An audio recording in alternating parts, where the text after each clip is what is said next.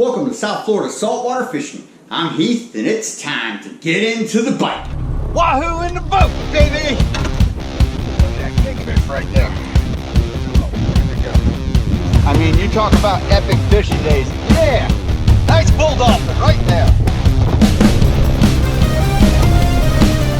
Double header! Woohoo! Look at that muzzle snapper!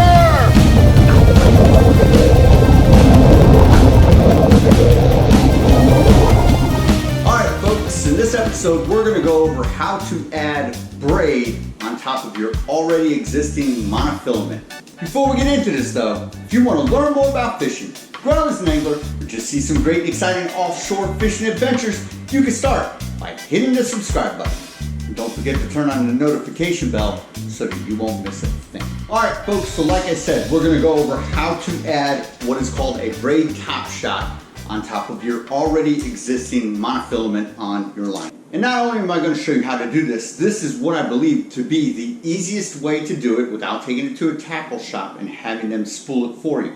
We're also going to go over what I believe to be the strongest knot from braid to mono. Alright, so first thing is we got our braid. I am adding 80-pound braid to 50-pound monofilament.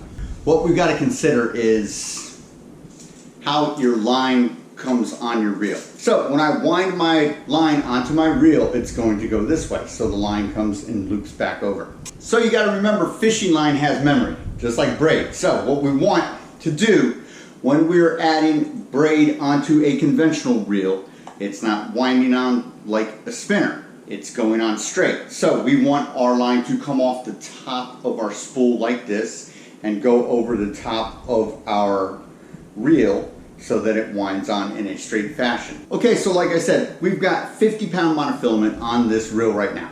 What I need to do is I need to strip some of this line off. That way I've got enough space for my 300 yards of braid to go on. So we're going to do that right now.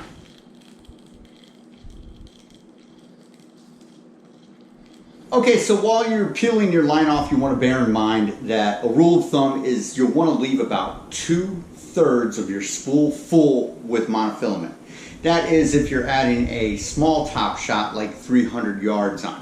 Bear in mind, braid is rather costly depending upon what brand you buy and where you get it from. A 300-yard top shot of braid is very budget-minded, and again, you don't have to fill up your whole spool with it. It's not going to cost you a couple $100 to spool, this particular reel, which is an international 30 TW. This particular spool that I got of 80-pound braid is from Amazon. It cost me $9. So now that we have peeled off our excess mono, we're just going to go on ahead and we're going to feed our monofilament back through the guides of the reel, and we're going to attach our braid to the end of the mono. Now this is very important. This is your connecting point. Should you ever hook up with a fish and it peels out all 300 yards of it, which is unlikely, but if you do get to that point, you're going to want to use an Alberto knot. The Alberto knot is what I consider to be one of the strongest ways to thread your braid onto your mono. Again, the key word is threading the lines together. We're not tying two knots together. We're actually threading them together so there's no abrasiveness should it ever come to the point to where you need to go back onto that mono. So like I said, we're going to feed our mono through our guides, and I'm going to show you how to tie an Alberto knot. Alright, to tie an Alberto knot is fairly simple. We've got our monofilament leader and we've got our braid. So the first thing we're going to do with our monofilament leader is we're going to make a loop. Then we are going to take our braid. We are going to go from the back to the front of this loop, just like this. Now we are going to come around the back again, and we are going to wrap it around both lines of that loop 6 times. 1, 2, 3, 4, 5, and 6. And now what we are going to do, that we have it here, we're going to pinch here. This is what it will look like. And we're going to wrap back the opposite way 6 times. 1, 2, 3. Now what you want to do is you want to cross hatch as you're wrapping back this way in between your wraps that have gone that way as best you can. 4, 5, and 6. All right. Now, there we go. We have our nice crosshatch pattern. Now, to finish out the Alberto knot properly, you want your tag to exit this loop the opposite way that you came in. So you came in from the back to the front. So we want our loop, or our tag end, sorry, to go from the back to the front. So we are exiting the opposite way. Our main line comes out the back, our tag end comes out the front.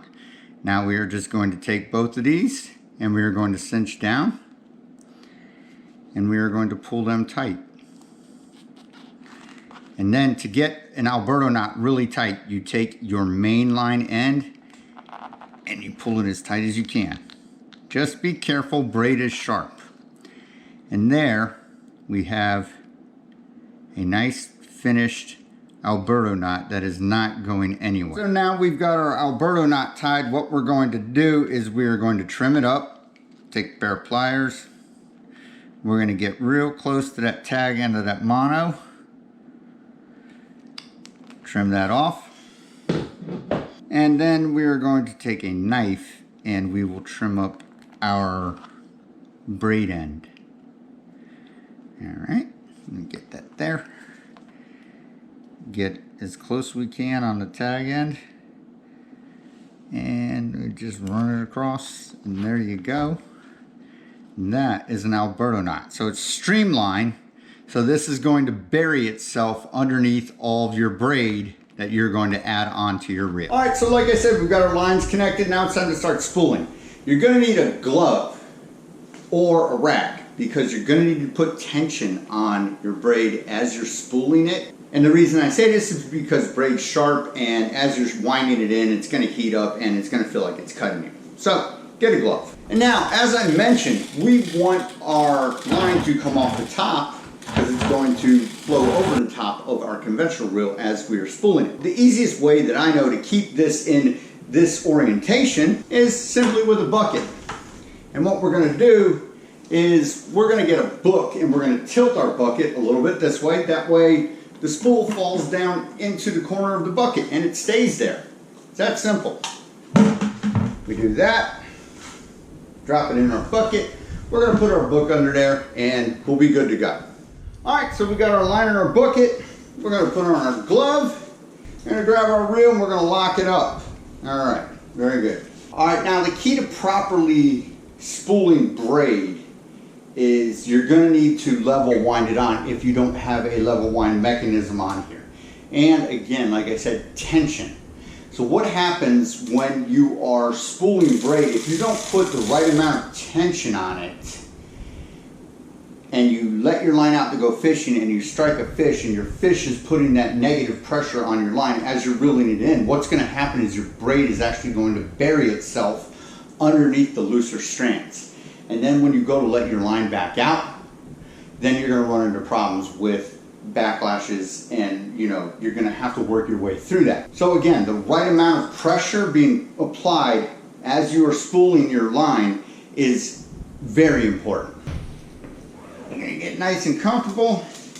Like I said, once you hit that braid, you're going to want to make sure that you are definitely level winding. And again, like I said, keep that pressure on. All right, so now another trick I want to show you is what to do with braid if you're having trouble pinching it and getting enough tension on your line as you reel in. What you want to do is take your finger, you'll pinch your line, and then you're going to actually run it through your fingers like a crosshatch pattern, right?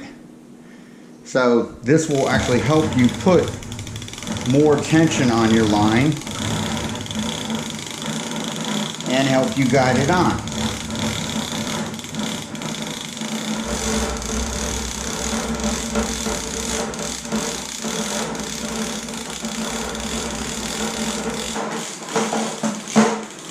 And before you know it, you'll be at the end of your spool of braid, and you'll be done with your spooling. You'll have a nice, firmly packed spool of fresh braid on your reel. We've got enough space in here to add on a wind down leader if we want to go planer trolling, or you can, attach a swivel at the end of it if you want to do some old school planer trolling and hand line your line in. You can also go deep dropping. This will troll diving plugs properly. The possibilities are endless when it comes to this. So braid is a great and versatile addition to your mono backing, especially a 300-yard top shot. It's not gonna break the bank. Doesn't take forever to put on. It's not very complicated. All right, folks, so there you have it. That's what I consider to be the easiest way to pack a spool with a braid top shot, and what I consider to be the strongest knot from going to braid to mono. All right, folks, that about does it for this episode. Hope you had fun, hope you enjoyed, and I hope you learned a little bit about what we showed you here. It's very important to know that knot and keep some tension on that braid. Till next time, South Florida saltwater fishing, going wherever the cool wind takes us.